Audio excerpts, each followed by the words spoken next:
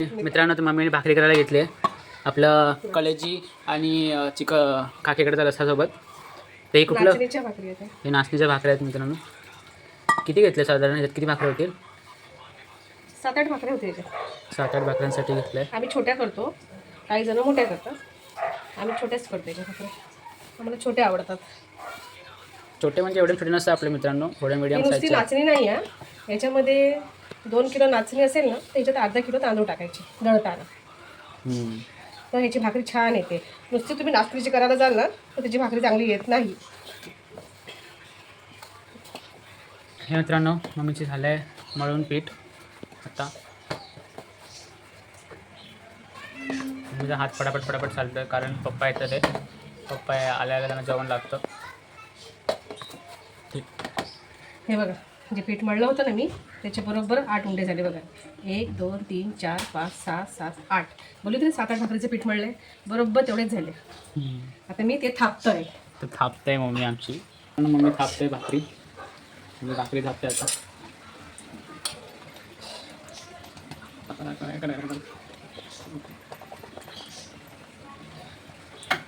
भाकरी थापते. पीठ टाकलं थोडंसं. असं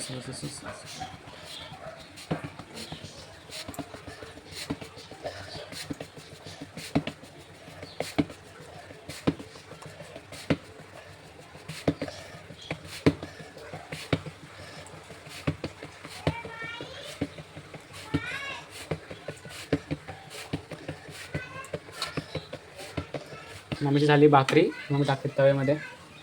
टाकते पाणी.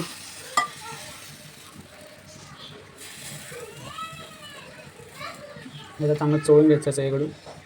लावून घ्यायचं, लावून घ्यायचं बघा. सोडून घ्यायचं काय. चल. उलटी केलं ही भाकरी कशी फुगेल बघा आता.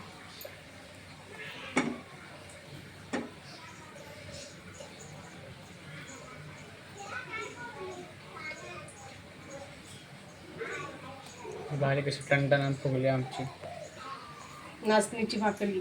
नाचणीची भाकरी. अशी तुम्ही ह्या प्रकारे भाकऱ्या करा. एकदम साध्या सोप्या पद्धतीची मी रेसिपी दाखवते, घरगुती सगळ्या. आमची भाकरी मी काही गरम पाणी वगैरे टाकत नाही, काही नाही, सगळं थंड पाण्यामध्येच केलेलं आहे. छान पैकी भाकरी फुललेली. आता ही आमची भाकरी ह्याच्यात जात आहे. आता आपण परत जेवणाची वेळ टाकू. जेवणाची वेळामध्ये आपल्या कलेजी खेकडासह खाऊन तुम्हाला दाखवतील.